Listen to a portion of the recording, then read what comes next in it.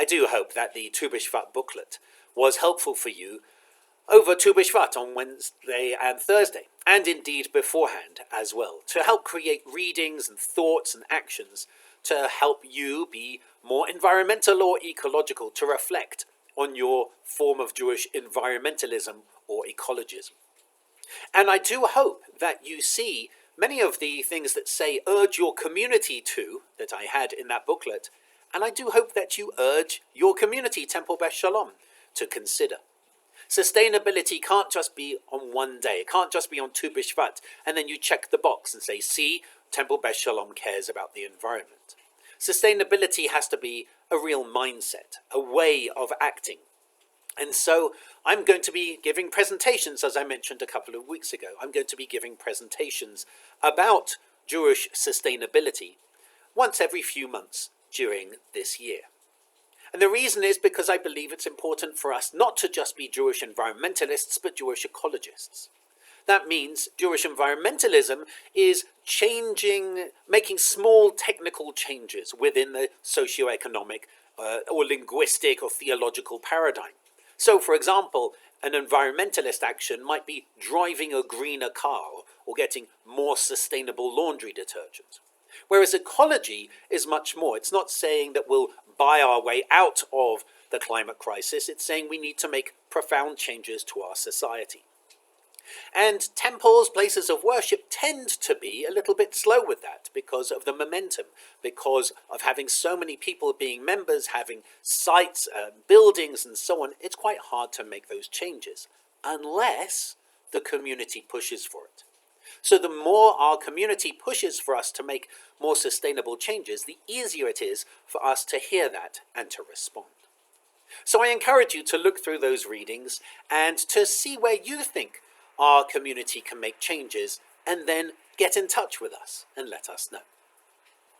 As we finish Tu BiShvat, our thoughts immediately turn to Purim, to the celebration of the story of the book of Esther, of how the Jews, there was an attempt to wipe out the Jews, and how we fought back and won. And at the risk of being political, I appreciate that there is an important message here, an important message today, against those who had tried to wipe us out. Not all of us, although that is their ultimate intention, but certainly on October the 7th, a terrifying attack to try to wipe out as many Jews as possible. In the final chapter of the book of Esther, the Jews respond. And they respond not just by hanging Haman and his sons, but also killing everyone involved. And there's a really interesting question about whether or not that violence is appropriate. And it's a moral question. It's not just a simple question. I keep hearing people email me, or I keep seeing messages saying, it's really a very simple situation that's happening right now in the world. It's not simple at all. It's actually extremely complicated, morally, politically, and so on. What is an appropriate response to those who would seek to kill us? Are we obliged to stop them by any means necessary? Or are we obliged to try to stop them within certain parameters? We actually looked at this in Torah study a couple of months ago. But I think particularly in light of the ruling this morning from the Hague, I think it's an important thing to reflect as we head towards Purim. How do we keep ourselves safe? How do we keep other Jews safe? Is it possible to wipe out an enemy who seeks to destroy you? Is it necessary to wipe out an enemy whose only task is to seek to destroy you? These questions are really difficult. I've been going around Santa Fe giving presentations to interfaith communities to share my perspective on the current Israel-Hamas war. And my hope is that other communities, educational communities and interfaith communities, will take us up on that presentation, which changes every time I give it, based on the feedback that I get. So I encourage you, if you know groups of people who might be interested in hearing my presentation, I encourage you to invite them to get in touch with me so that I can share that presentation and continue the discussion about this particularly difficult war. Difficult not just in terms of the terrible loss of life that started it and that continues, but difficult in terms of morality, in terms of global law, in terms of the needs of the Jewish people to protect themselves. That's all very heavy and very serious and very important.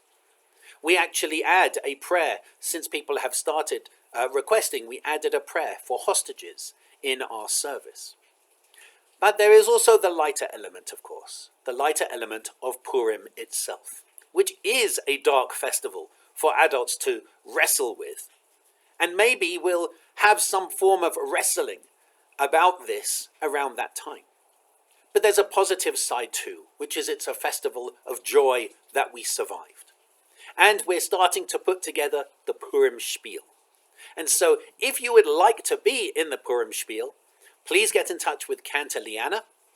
I'm pretty excited on the Purim spiel that she's getting, and she said she may even write a song that connects. It's all very exciting, and you'll hear more about it if you're interested. Please get in touch with Cantor Liana, who, by the way, is leading services this Shabbat, because my kids are off school today, so we've been playing board games as a family and have Shabbat dinner as a family, so I won't be joining you this evening, but I encourage you to join Cantor Liana this evening for the Kabbalat Shabbat service, especially as all of last night's snow is melting, and I encourage you to join her in Torah study tomorrow, and there's a 7th grade learning service tomorrow morning, and it's really important that our members understand that that's not just for the 7th grade. In fact, it's really important for these 7th graders to see that adults come to the Shabbat Shacharit service too. So I encourage you, please join us, join Cantor Liana this evening. Please join her for Torah study tomorrow morning, and please join her for our Shabbat morning service tomorrow as well, to show the kids that prayer is really important. And finally, for those who are interested, my Jewish mysticism course continues on Sunday. If you're interested, we can send you the link. Email me, we'll send you the link on Zoom. It's a 3-part course. Last week we looked at the introduction of Kabbalah and mysticism. This week we get into the really heavy stuff. So I hope to see you then, and Cantor Liana hopes to see you in services.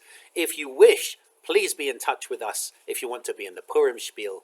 And if you want us to develop as a Jewish ecological community, please let us know what you'd like us to do. I wish you Shabbat Shalom.